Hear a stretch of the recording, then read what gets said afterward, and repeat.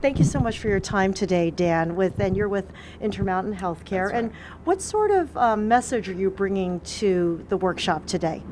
So we brought our Medicaid reforms in Utah. We ran in 2011. We were the first, one of the only states in the country to cap Medicaid spending to the growth rate of the state budget on a per person per month basis.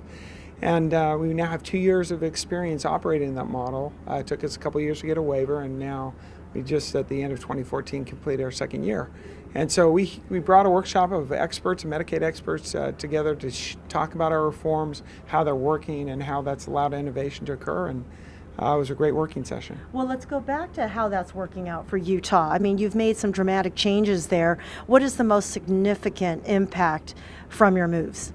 You know, the most significant impacts, we were trying to take a healthcare delivery system, and Medicaid, like every other healthcare system, is struggling with cost growth. And what we did was we said essentially with the legislation and the reforms we ran is, instead of offering a benefit and finding out we can't afford it later on, we said, okay, let's figure out how to figure out how much we can spend and then what does it buy. So we essentially took our Medicaid dollars and on a per person per month basis, give those dollars to our providers, our healthcare providers, and basically say, you get to keep the difference. So you make money by keeping people healthy and out of the hospitals instead of under the old fee-for-service model to drive people to the hospitals to drive revenue.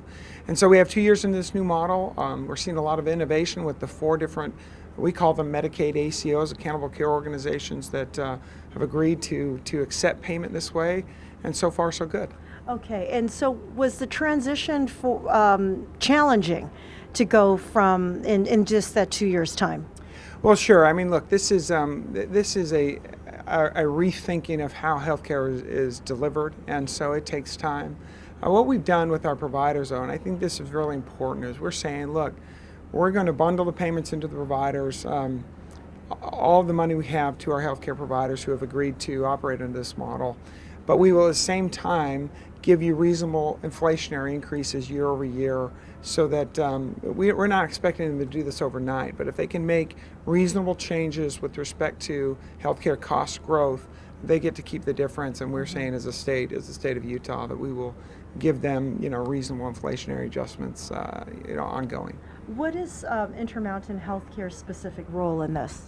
So Intermountain Healthcare is one of the 4 Medicaid ACO providers, and we are one of the groups that are innovating in this new playing field, innovating on how to deliver healthcare differently.